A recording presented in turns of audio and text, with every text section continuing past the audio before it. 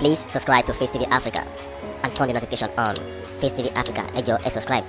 hete. Face TV Muswobi. Àti sọ̀rọ̀ ń sìn.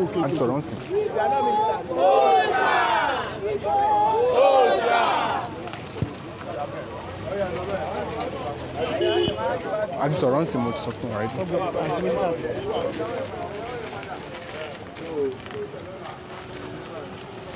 Either you like it or not, wọ́n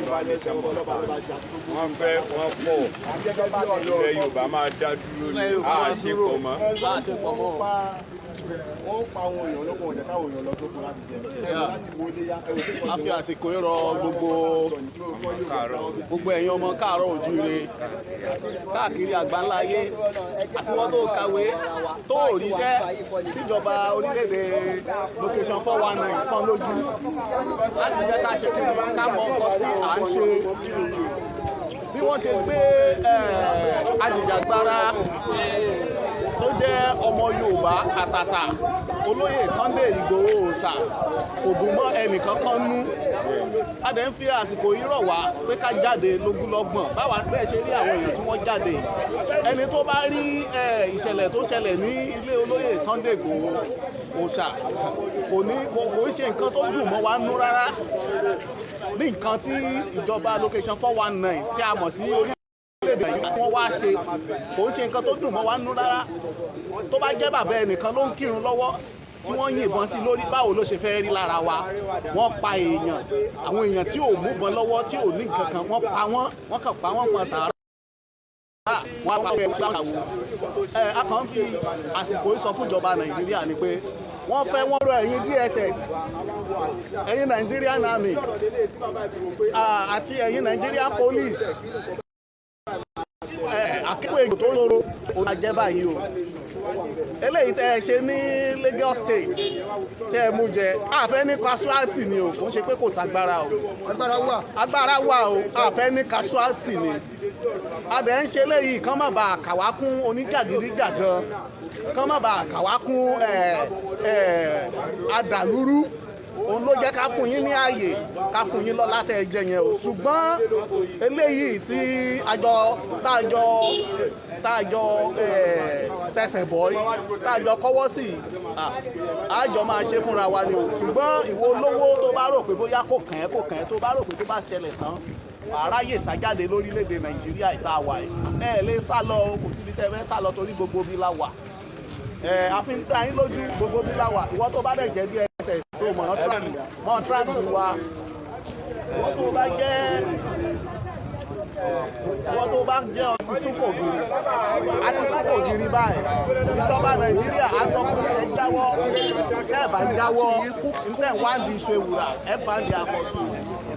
so bọ́dọ̀ yẹn ṣe jẹ́ nìyẹn. Kí lẹ̀ ń jà fún?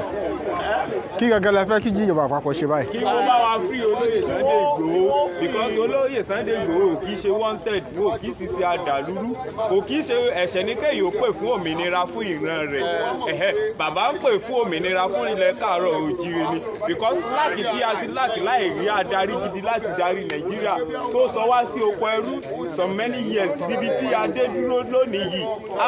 sí àjọṣepọ̀ tipátipá mọ́ kí èèyàn ó ṣe ìgbéyàwó gangan tí kò bá pé èèyàn ó máa fẹnu ara rẹ̀ sọ wípé yìí ṣe mọ́ kò kí í ṣe ẹ̀ṣẹ̀ láfi ṣe wá Nàìjíríà wá Nàìjíríà ò pé ọ̀dọ́ ó ti sọ wá di jàǹdùkú ó ti sọ ọ̀pọ̀lọpọ̀ ọ̀dọ́ di aláìníran ọ̀pọ̀lọpọ̀ tó kàwé òrìṣẹ́ ṣe sẹ́sẹ̀ wá lè yan bí ṣe pọ̀ ní olóyè Sunday Igboho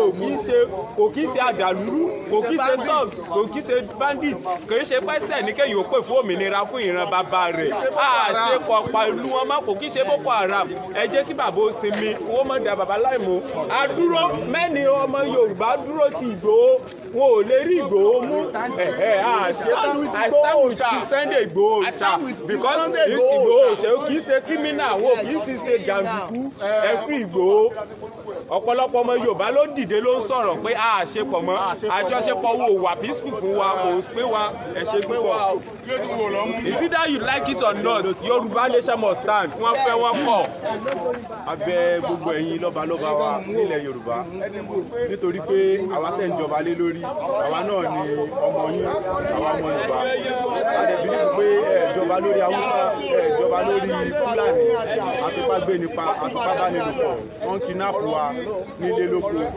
so àfidédé àsìkò ibẹ̀ ògbẹ̀yìn ọba wa kẹ́ ẹ dìde sí ọ̀rọ̀ gbogbo àwọn àpapọ̀ ọmọ Yorùbá àpapọ̀ àtàtà lápapọ̀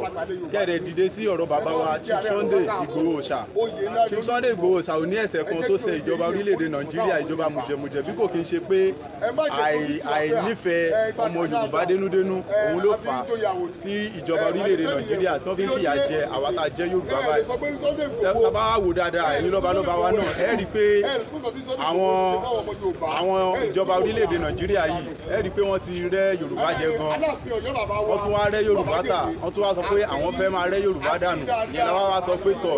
àwò wá nígbà o so à ń bẹ̀ yín ẹ̀yin lọ́balọ́ba ẹ̀yin bàbá wa orí àwọn ọmọ yín tẹ̀ ń jọba lé lórí náà lélẹ̀ ẹjọ́ àforí adébẹ̀ gbogbo yín tàbá lẹ́sẹ̀ kan tá ti ṣẹ̀yìn tẹ́lẹ̀ tẹ́fẹ́ fi bíbà mú wa ẹjọ́ ẹ dáríjì wá ẹ bá wa dá sí ọ̀rọ̀ bàbá wa Chief Sunday Igboho ẹ má jẹ́ kọ́wọ́ ìjọba Nàìjíríà ó tẹ̀ á dẹ̀ fàsìkò yìí dúpẹ́ lọ́wọ́ ìjọba orílẹ̀-èdè Benin Republic fún gbogbo ipa tí wọ́n kó lórí ọ̀rọ̀ bàbá wa Chief Sunday Adéyẹmọ Igboho torí àwọn náà mọ̀ pé Chief Sunday Igboho kò kí ń ṣe criminal kò kí ń ṣe wanted wọ́n kàn fẹ́ ráìdì wọ́n fẹ́ yàn jẹ ni so a dúpẹ́ lọ́wọ́ wọn fún àtìlẹ́yìn ṣe gan-an mo kí gbogbo ènìyàn pátápátá ìdí tèmi ṣe ń pè ọ̀rọ̀ mi ò ní pọ̀ ẹ jọ̀ọ́ ìjà tó lóye Sunday Adéyẹmọ Igboho ń jà ìjà gbogbo wa ni ìjà wa mẹ̀kúnnù ni àwọn olówó pé àwọn ọmọ wọn ti wà ní òyìnbó ìṣúná tó lè ṣe wọn ìjà wa ni Sunday Igboho gbé bàbá yóò kì í ṣe kírímínà ẹ jọ̀ọ́ ẹ bá wa fi sílẹ̀ nǹkan kò gbúdọ̀ ṣe o Sunday Igboho lọ́mọ tó pọ̀ gan o tí nǹkan bá ti ṣe wàhálà ṣẹlẹ̀ ẹ jọ̀ọ́ o ẹ má lè kí kankan ṣe Sunday Igboho abẹ́yìn ìjọba Benin Republic ẹ ṣe àdúpẹ́ lọ́wọ́ yìí ẹ má fi wọn fún bàbá kọ́ta mú o odò àgbèwà o nígbọ̀dàlẹ̀ Igboho Oòṣà Igboho Oòṣà ẹ fúri ẹ o.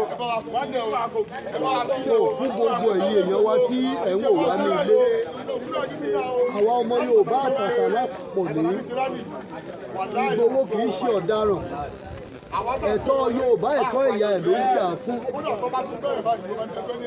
mo wá pọ̀ yín gbogbo ẹ̀yin ìjọba Benin Republic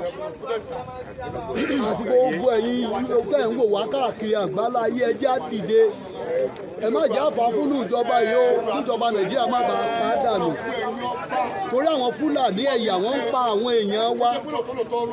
wọ́n ń bá àwọn ọmọ wa sùn wọ́n ń gba owó àìtọ́ lọ́wọ́ àwọn èèyàn wa ìjọba orílẹ̀-èdè ò rí nǹkan kan ṣe sí dípò èyí wọ́n túbọ̀ tún rọ̀ wọ́n lágbára sí ni ṣùgbọ́n nígbà tẹ́nìkan náà wò tó dìde pé nínú ẹ̀yà tòun pé ẹ̀yà tòun ò gbọ́dọ̀ máa jẹ̀yà òun ló tí Ìgbòho ṣe fún wa àwọn ọmọ Yorùbá gbọ́dọ̀ láròjinlẹ̀ láti rí ohun tí Ìgbòho ṣe gẹ́gẹ́ bí ènìyàn dáadáa tó fẹ́ràn ìyá ẹ̀ mo wá ń rọ̀ wá mo ń fàsìkò ibẹ̀ yẹn ìjọba Benin Republic because inú mi sọ̀dùn sí yín pé ẹ mọ tó tọ́ ẹ̀dẹ̀ mọ ẹ̀tọ́ yín láti lè máa dáàbò bo ọmọ ìlú àti àwọn ọmọ ìlú mìíràn torí pé inú gbogbo wa ló dùn sí yín àwa bẹ̀ yín arọ̀ yín ẹ má fa Ìgbòho lẹ̀ o ẹ jọ̀ọ́ ẹ ṣàánú wa torí pé òun ni gbogbo wa ń wò ẹ wò ó sìn láti ìgbà yìí wá oúnjẹ wọn kò síṣẹ́ ń lù ú ọ̀pọ̀lọpọ̀ àwọn ọ̀dọ́ obìnrin gbogbo wọn ló dolóṣòwò àwọn ọ̀dọ́kùnrin gbogbo wọn ló bẹ̀ sí ń hùwà ìtọ́ngbà tí òṣùn tó fẹ́ ṣe tí ẹ dẹ̀ mọ̀ pé ẹni tá ò pèsè iṣẹ́ fún ta wá ń dálẹ́bi pé kò fẹ́ kàn án ṣe tí ẹ mọ̀ pé yẹn kù díẹ̀ káàtó mo rọ̀ yín mo bẹ̀ yín o ẹ̀yin ìjọba Benin Republic ẹ má fa Ìgbòho lẹ̀ jẹ́ ẹ̀yin ọmọ Yorùbá tẹ́ ẹ bá rò wá káàkiri àgbára ẹ jẹ́ á dìde ẹ má jẹ́ á sùn mọ́ ìwọ tó ń sọ pé òun gbèlú ọba tó ń sọ pé ìlú ọba lo àpò kan tó tí ò bá kàn àwọn mọ̀lẹ́bí àti ń gbé bí ńkọ́ tó bá kàn ní tí ò wá kàn ńkọ́ mo bẹ̀ wá ni mo rọ̀ wá ni o ó gba àwọn ọ̀dọ́ tá a jáde inú wa ò dùn a ò dẹ̀ fẹ́ kí ìyà jẹ ìyá wa dé gbogbo ẹ̀yin tẹ́ bá wà ní diaspora àtẹ̀yin tẹ́ wà káàkiri àgbáláyé dìde ẹ bá wa fọwọ́sowọ́pọ̀ pẹ̀lú àwọn abẹnusọ àwọn lawyers tó dìde nílùú Benin Republic pẹ̀lú ìjọba wọn kíkó ó lè bá àrí àsáílọ́ọ̀mù síìkì a ò ní ṣe lásán o Yorùbá nation. ẹ ṣe ẹ máa rí i pé ọ̀pọ̀lọpọ̀ àwọn ọ̀dọ́ ilẹ̀ Yorùbá ló jáde léni láti sọ wípé àwọn wà pẹ̀lú olóyè Sunday Igboho ohun tí wọ́n ń sọ náà ni pé kí ìjọba Nàìjíríà má sọ wípé olóyè Sunday Igboho ajìjàgbara ni wọ́n, pé kàkà bẹ́ẹ̀ ẹ̀tọ́ àwọn ọmọ Yorùbá ni wọ́n ń jà fún.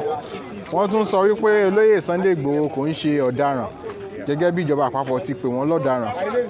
pé torí ẹ̀tọ́ àwọn Yorùbá àti ìwà ipá táwọn Fúlàní darandaran ń ṣe káàkiri ló jẹ́ kí olóyè Sunday Igboho máa jà fún ẹ̀tọ́ ilẹ̀ Yorùbá. Àwọn eléyìí àti nǹkan míì làwọn ọ̀dọ́ ń sọ káàkiri. Wọ́n ń bẹ ìjọba ìpínlẹ̀ Benin wípé kí wọ́n má ṣe fa olóyè Sunday Igboho lé ìjọba àpapọ̀ Nàìjíríà lọ́wọ́, torí wípé wọn gbàgbọ́ nínú ìjọba àpapọ̀ Nàìjíríà. So àwọn eléyìí àti nǹkan míì ni wọ́n ń sọ. Oòduà ìṣọ̀kan Oòduà ìṣọ̀kan. mo kí gbogbo ẹ̀yàn ọmọ ìyá mi nílẹ̀ káàárọ̀ òjìrì. Orúkọ tèmi ni Ọmọláfẹ́, mo jẹ́ ọmọ bíbí ìlú Ìwó. So alákọ̀ọ́kọ́ adúpẹ́ púpọ̀ lọ́wọ́ bàbá wa Onírìṣà lórí àwọn ipa takuntakun tí wọ́n gbé láti ìjẹta tí bàbá ti gbọ́rọ̀ inú wọn ti sùn. Kódà bàbá ti gbé àwọn ìgbìmọ̀ dìde ẹlẹ́nu ọgbọ̀n ó dín ẹyọ kan ni bàbá ti gbé dìde. Wọ́n jẹ́ ká mọ̀ pé irú àwọn ló yẹ ní orí ìtẹ́ bẹ́ẹ̀. Orí bàbá náà wọ́n jẹ́ nìkan tó ní ìfarajìn tábẹ̀ ní ẹ̀mí pé gbogbo ọmọ tí ń bẹ nílẹ̀ káàárọ̀ òjìrì ọmọ bíbí inú àwọn ni. Bàbá náà orí ìtẹ́ orí àpèrè àwọn bàbá ńlá yìí kò ní gbóná mọ́ yín o. Ó dẹ́ bí àsìkò yìí mo fi ń rọ gbogbo àwọn ọba aláyé bẹ̀rẹ̀ láti ìlú abínibí mi tó jẹ́ ìlú Ìwó, bàbá wa Olúwo Fìbúláàdì, pẹ̀lú gbogbo nǹkan tí ẹ̀ ń sọ. Ẹ má wò pé bóyá àwọn èèyàn wò yín, àwọn èèyàn ń wò yín, wọ́n ń rí yín. Ọ̀rẹ́ gbà pé ibi tẹ́ ẹ wà yẹn ẹ má rí nírí opportunity o. Àwọn kan ló kọ́ lo bẹ̀ lánàá, wọ́n lò dáa. Àwọn kan ni wọ́n lo bẹ̀ ń jẹta, wọ́n lò dáa, ó kọ́ wọn ò parẹ́. Ìtẹ́yìn náà ń ṣe lónìí ìtànlẹ̀ ń kọ́ o. Gbogbo eléyìí tẹ́ ń sọ ní yídì lánàá, ìgbé kálukú kálàáfin kan wá lọ jẹun tó ṣẹlẹ̀ òkú yìí. Ó jẹ́ ká mọ ìhà tẹ́ kọ sí Chief Sunday Igboho Adéyẹmọ. Eléyìí tí ẹ ń sọ yìí kò yẹ kó rí bẹ́ẹ̀. Táwọn kan bá jẹ́ ń sọ̀rọ̀ kan nípa yín pé kò dáa, àwa ń jẹ́rìí pé ẹ lè sọ̀rọ̀ rẹ̀ níta gbangba torí pé ẹ jẹ́ni tó nífẹ̀ẹ́ sí bàbá wa Chief Sunday Igboho. Ṣùgbọ́n à ń fi àsìkò yìí a fi ń rọ̀ yín, bàbá wa Àkànbí, ẹ jọ̀ọ́ ẹ lọ yí òun padà láti ìsìn lọ. Ọlọ́run ní jẹ́ kórìí tí ó gbóná mọ́ yín o. Àwa ọmọ bíbí ìlú Ìwó eléyìí tẹ́ ń sọ yẹn àfaramọ́ adẹ̀ ń fi àsìkò yìí sọ fún gbogbo ọmọ káàárọ̀ òjìrì pátá yìí pé eléyìí tí bàbá Olúwo ń wí àwọn faramọ́ àwọn tó ráwé sí ọmọ Ìwó, àwọn òkè sí ọmọ Ìwó. Bàbá wa ẹ dákun torí tọ́lọ́run, ẹ bá lè gbé gbogbo àwọn ìgbésẹ̀ ẹ bá lè gbé kẹ́ẹ̀dẹ́ mọ́ fi àṣírí sí kẹ́ẹ̀ máa fi sọ̀rọ̀ dáadáa nípa Chief Sunday. Chief Sunday Igboho is not a wanted, he is not a criminal. Ọkùnrin lápapọ̀kùnrin tó ń jà fún ẹ̀tọ́ ọmọ ènìyàn. Ọlọ́run ní jẹ́ kó bàjẹ́ fún àbúrò ní ìṣòro ìṣọ̀kan.